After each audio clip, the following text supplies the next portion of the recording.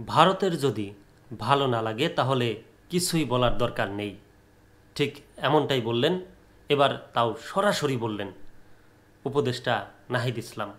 বাংলাদেশের সংখ্যালঘু নিয়ে সমস্যা, বাংলাদেশকে নিয়ে যে অপপ্রচার হচ্ছে ভারতীয় গণমাধ্যমে, এসব যদি ভারতের ভালো না লাগে তাহলে তারা যেন বাংলাদেশ নিয়ে অন্তত কিছু না বলে, এমনটাই বলেছেন বিবিসিকে নাহিদ ইসলাম। খবরটা পড়তে চাই বিস্তারিত।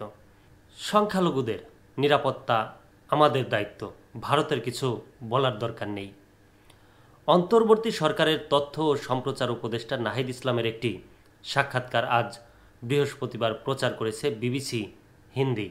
সেখানে তিনি সংখ্যালঘুদের উপর হামলা, তাদের নিরাপত্তা প্রদান এবং ভারত বাংলাদেশের সম্পর্ক নিয়ে কথা বলেছেন। সাক্ষাৎকারটি বাংলায় অনুবাদ করে প্রকাশ করা হলো। বিবিসি প্রশ্ন করেছে, ভারত আপনাদের সংখ্যালঘুদের সুরক্ষার বিষয়ে বারবার কথা বলছে, বিষয়টি আপনি কিভাবে দেখছেন? নাহিদ ইসলাম উত্তরে বলেছেন, এখানকার সংখ্যালঘুরা আমাদের নাগরিক, তাদের নিরাপত্তা দেওয়া আমাদের দায়িত্ব। এ বিষয়ে ভারতের কিছু বলার দরকার নেই। যেটা নিয়ে ভারতের বলা প্রয়োজন সেটা হলো গত জুলাই আগস্টে সংগঠিত গণহত্যা। বরং এই প্রশ্ন করা যেতে পারে, বাংলাদেশের বর্তমান চ্যালেঞ্জ মোকাবেলায় ভারত কী ধরনের সাহায্য করতে পারে, এ বিষয়ে কথা বলা প্রয়োজন। আরও বলতে চাই, ভারতের গণমাধ্যম আমাদের সরকারকে নিয়ে ভুলভাল সংবাদ প্রচার করে যাচ্ছে। ভারতের উচিত এ বিষয়ে একটা সীমা টানা। আমরা চাই তথ্যের ভিত্তিতে আলোচনা হোক এবং সম্পর্ক উন্নয়নের প্রশ্নেও আলোচনা হোক।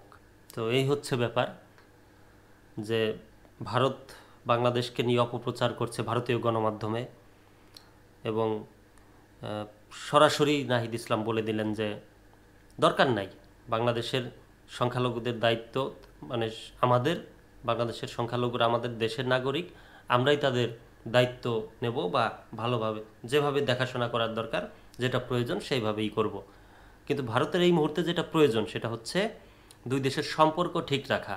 এবং গণহত্যা চলেছে যে জুলাই মাসে, সংগঠিত গণহত্যা, সেই গণহত্যার জন্য তারা কি করতে পারে, দেশের এই এই কঠিন সময়, চ্যালেঞ্জিং সময়ে তারা কি ধরনের সহযোগিতা করতে পারে সেটা তিনি জিজ্ঞেস করেছেন, বা তারা কিভাবে সহযোগিতা করতে পারেন সেটা তিনি উল্লেখ করেছেন।